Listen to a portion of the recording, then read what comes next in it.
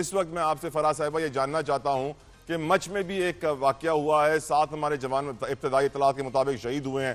What is the ground reality in Balochistan? How sensitive is the situation madam? جی بسم اللہ الرحمن الرحیم, بہت شکریہ طلحہ. دیکھیے اب بلوچستان اور جتنے واقعات ہوئے ہیں یہ بھارت کی جانب سے, اور ابھی جو ریسنٹ ہمارا واقعہ تھا جعفر ایکسپریس کا, اس کے بعد نوشکی دالبندین روڈ پر جو واقعہ ہوا, اور آپ یہ دیکھیں کہ یہ جو فالس فلیگ آپریشن جو کیا گیا بھارت سے, اور بغیر کسی ایویڈنس کے اس طریقے سے انہوں نے دنیا بھر میں خبریں پھیلائی اور جھوٹی فیک پروپیگنڈا جو انہوں نے پھیلایا اور پھر ملائن کیا پاکستان کو جس طریقے سے. ہم نے تو کئی بار ایویڈنسز جو ہیں وہ سامنے رکھے, کلبھوشن یادو کی مثال آپ لوگوں کے سامنے ہے, لیکن میں آپ کے اس پروگرام کے تھرو بھارت کو یہ پیغام دینا چاہوں گی کہ یہ نہ سوچیں کہ اگر وہ ایک پائلٹ ان کا پکڑا گیا تھا, جس کو عوام, تو آپ نے دیکھا کہ عوام کس طریقے سے منتشر تھی اور عوام کس طریقے سے جذباتی ہو کے اس پائلٹ کا کیا حشر کرتی. تو ہم بھی عوام ہیں, تو اب یہ امید نہ رکھیں کہ اگر اس دفعہ انہوں نے کوئی اس قسم کی حرکت کی تو وہ پھر ہم انہیں آڑے ہاتھوں لیں گے. اس کے ساتھ ساتھ آپ یہ دیکھیں کہ بلوچستان میں جب بھی کوئی واقعہ ہوتا ہے, جعفر ایکسپریس کا واقعہ ہے, یہ مچ کے واقعے کی آپ نے بات کی, اس میں تمام ایویڈنسز جو ہیں دیے جاتے ہیں کہ بھارت کس طریقے سے اس میں انوالو ہے, افغانستان کی سرزمین کس طریقے سے اس میں یوز کی جا رہی ہے, اور پھر وہ جو ایک پلانڈ آپریشن تھا جعفر ایکسپریس کا, اس میں آپ یہ دیکھیں کہ ہمارے وہ جو ینگ لڑکے تھے جو دہشت گرد تھے وہ کس طریقے سے. فراز صاحبہ میرا سوال آپ سے ہے, ہمارے میڈیا پہ یہ کیوں نہیں چلتا کہ بھارت نے دہشت گردی کی ہے بلوچستان میں؟ یہ کیوں چلتا ہے کہ بی ایل اے نے کی ہے؟ کہنا تو ہمیں یہی چاہیے کہ بھارت نے دہشت گردی کی ہے. دیکھیں بالکل یہ آپ صحیح کہہ رہے ہیں کہ ہمیں بالکل یہ کہنا چاہیے. ہم تو بار بار یہ کہتے ہیں, میرے آپ پروگرامز دیکھیں, میں تو ہمیشہ برملا یہ کہتی ہوں کہ بھارت اس میں انوالو ہے, لیکن لازمی بات ہے ہمیں ان جماعتوں کا, ناسمجھ جماعتوں کا بھی ذکر کرنا پڑے گا جو ان کے ہاتھوں میں آلائے کار بنے ہوئے ہیں.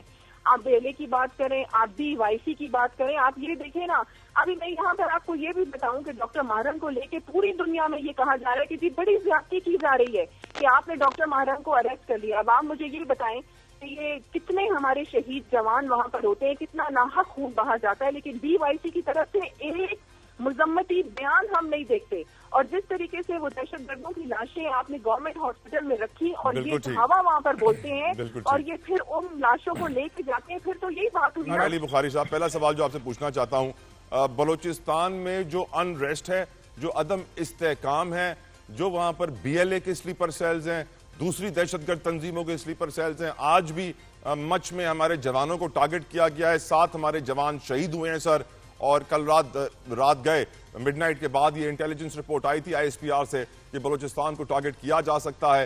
کل چیف آف آرمی سٹاف نے میڈیا ورکشاپ, نیشنل ورکشاپ میں بلوچستان کے ڈیلیگیٹ سے ملاقات کی, خطاب کی اور بتایا امپورٹنس بلوچستان کی. اور ہم نے کل سے ہی ڈسکس کیا تھا کہ سر اگر پاکستان کا کوئی دشمن ہے اور وہ پاکستان پہ اٹیک کرنا چاہتا ہے تو اس کو بلوچستان سب سے بہترین آئیڈیل ٹارگٹ اس لیے لگتا ہے کہ اسے یہ نظر آتا ہے کہ بلوچستان میں انریسٹ بہت زیادہ ہے, پرابلمز بہت زیادہ ہے, جس کو وہ استعمال کر سکتا ہے اپنے فائدے میں. علی بخاری صاحب, آپ کی صورتحال پہ کیا رائے ہے سر؟ جی بسم اللہ الرحمن الرحیم, اللہم صلی اللہ محمد وعلی محمد. بہت شکریہ بھائی آپ کا. لیکن یہ بڑی سمپل سی بات ہے, آپ کے 2 کوشچن ہیں, میں دونوں کو کلب کر کے جواب دیتا ہوں. پہلی بات تو یہ ہے کہ جی یہ جو ہم دہشت گردی کے اندر ہیں یہ گزشتہ 20-25 سال انفیکٹ گزر چکے ہیں اس کے اندر, اور اس پہ کوئی دوسری رائے نہیں ہے کہ ہم نے دوسروں کی جنگ لڑتے لڑتے اپنے آپ کو آلموسٹ ایک جنگ میں جھونک دیا. اور ہم الائنس ضرور تھے لیکن الائنس ہوتے ہوتے ہم خود پارٹی بن گئے. سو اب یہ ہے کہ جو ہمارے صحیح کہا بھائی نے کہ 80,000 سے زیادہ لوگ شہید ہو چکے ہیں اور تقریباً 2-3 لاکھ سے زیادہ جو ہے وہ معذور ہو چکے ہیں یا کسی نہ کسی اور طرح افیکٹڈ ہیں اس دہشت گردی سے.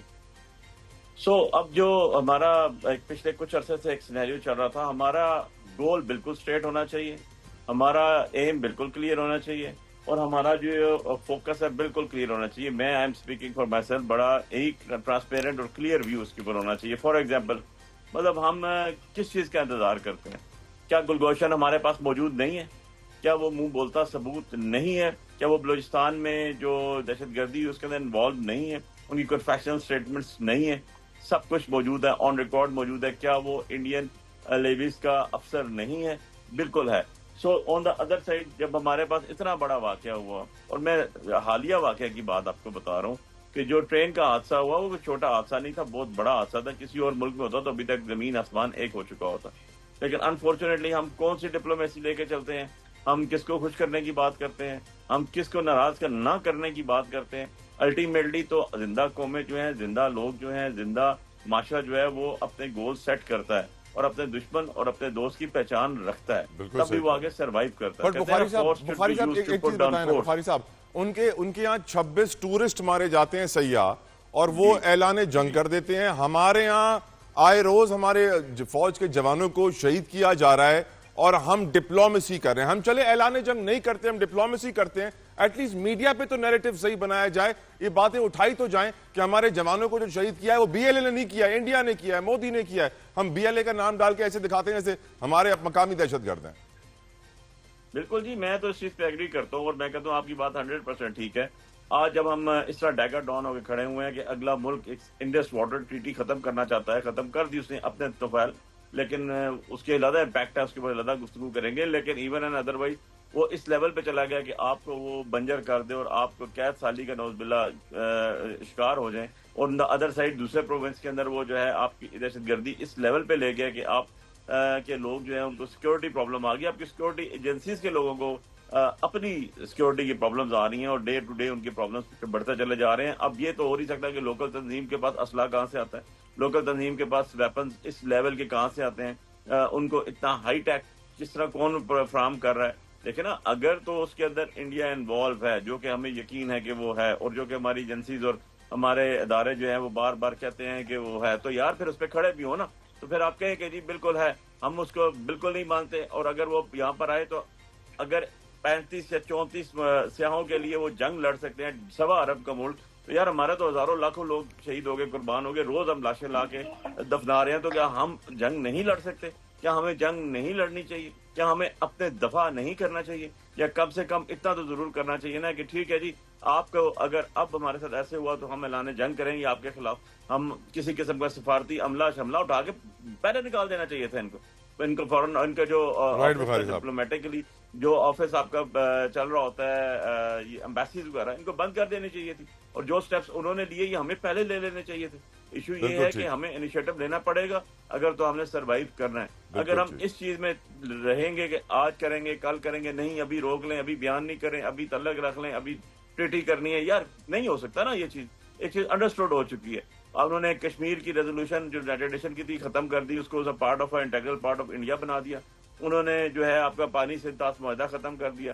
ان کے پہلے جو اس سے پہلے اٹیک ہوا تھا کشمیر والا ہی، اس کے اندر جب ان کے فوجی مرے تھے تو انہوں نے آپ کے اوپر اٹیک کر دیا تھا، اور الٹیمیٹلی پھر اس کے بھی ان کو منہ کو کھانی پڑی، اور ان کا ابھینندن گرفتار ہوا، پکڑا گیا. یہاں سے پھر آپ نے واپس نہیں کرنا تھا، پھر اس کو رکھنا چاہیے تھا پاس آپ کو.